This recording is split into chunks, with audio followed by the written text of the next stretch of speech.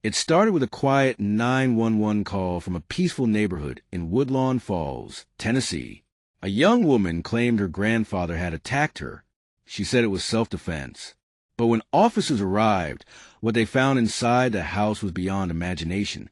A beloved grandfather mutilated, a granddaughter, calm, barefoot, holding a blood-soaked cloth, and a scene so disturbing, even seasoned detectives were shaken.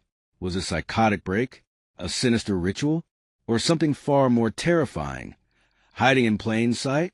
This is the story of Maya Hargrove, and the night Woodlawn Falls witnessed true madness.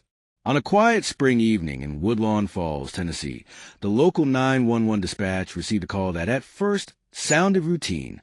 The voice on the other end was female.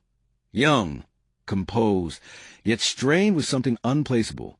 "He came at me with a pan," she said flatly. "I didn't have a choice." The dispatcher, trained to remain calm, asked her name and location. "Maya Hargrove, 223 Sycamore Street. Please come quickly." The operator flagged the call as a domestic disturbance. Officers were dispatched immediately. Nothing about the tone of Maya's voice betrayed the horror they would find. The first officers to arrive, Deputy Shaw and Officer Daniels, approached the colonial-style home just off Sycamore Street. It was the kind of house people passed daily, without a second glance. Well-kept lawn, white shutters, a porch swing that creaked in the breeze. But the front door was ajar, and what lay inside would forever be seared into their memories.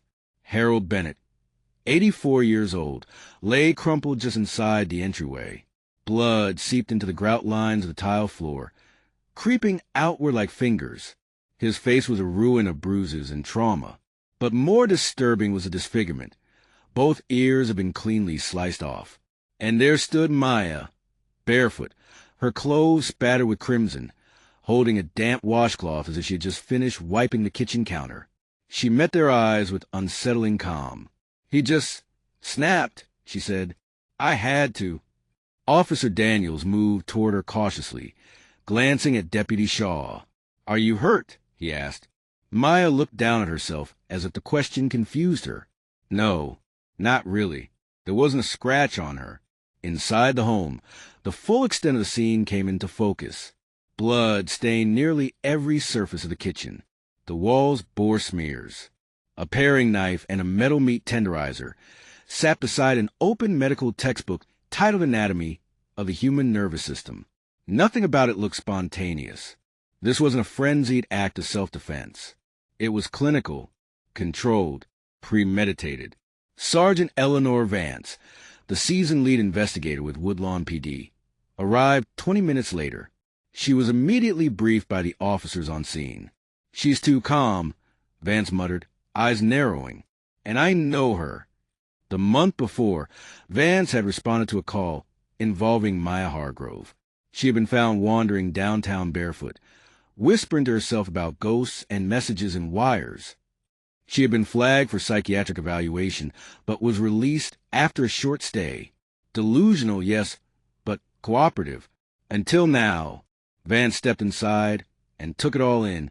The scene, the silence, the chilling presence of Maya, who stood like a statue, still holding that washcloth.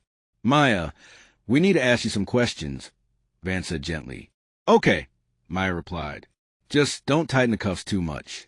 I bruise easily." As Vance signaled for cuffs, something in Maya's demeanor shifted. Without warning, she lunged toward Officer Daniels, aiming for the sidearm on his belt. The scene exploded into chaos. "Taser!" shouted one of the deputies. Maya convulsed but didn't go down. It took 4 officers to wrestle her to the floor and secure her wrists. Vance was stunned. How could someone so slight fight off a taser and 3 trained men? "She's not high," one officer whispered. "She's just gone."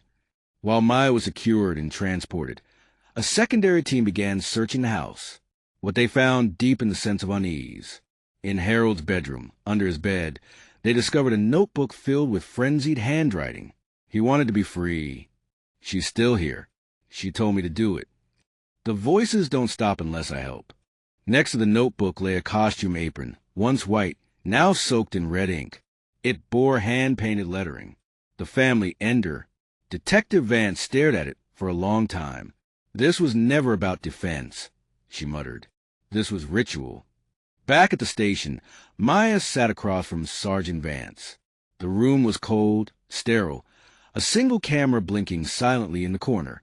Maya smiled faintly. He was tired. I helped him. It's what you do when someone's soul is trapped. Who told you that, Maya? She looked over Vance's shoulder, eyes unfocused. Nana. She's still here, in the walls. Vance asked about the sequence of events. I used the mallet first. He cried. Then the knife. And the ears. Those were so... He wouldn't have to listen anymore. Vance's stomach turned. Around 3 a.m., Craig Hargrove returned home from his overnight shift. The police tape, flashing lights, and presence of media stunned him. He rushed toward the front yard, but was stopped by officers. Sir, you need to stay back. That's my house. My dad, my daughter, what's going on? When they told him, Craig collapsed. He had only invited Maya over for a family dinner. He thought she was getting better. He didn't know she'd stopped taking her medication. Didn't know she had spiraled again. Didn't know he had left her alone with his aging father. Psychiatric evaluations confirmed what Vance had suspected. Maya suffered from paranoid schizophrenia. Unmedicated, she had descended into full psychosis. But unlike many similar cases, she showed signs of calculated action, not just illusion. The court ruled her mentally unfit to stand trial. She was committed indefinitely to St. Elgin Forensic Psychiatric Hospital. Her room was locked. Surveillance was constant. And still, she spoke to people only she could see. Woodlawn Falls would never be the same. Harold Bennett was remembered as a kind soul, a retired math teacher who loved crossword puzzles and gardening. Maya became the town's whispered nightmare, the reminder that horror can come without warning from someone you love. Detective Vance closed the case with a heavy heart.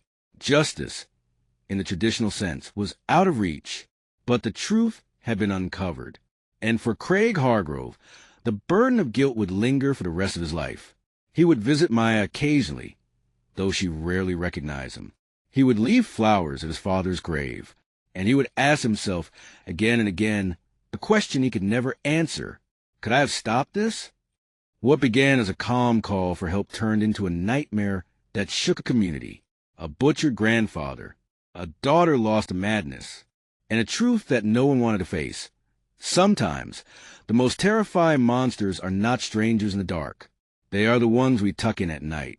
This is the Hargrove Case, and it will never be forgotten. If you're captivated by real-life mysteries and chilling crime stories, don't forget to subscribe, like, and share. There's so much more to uncover, and you won't want to miss a single case.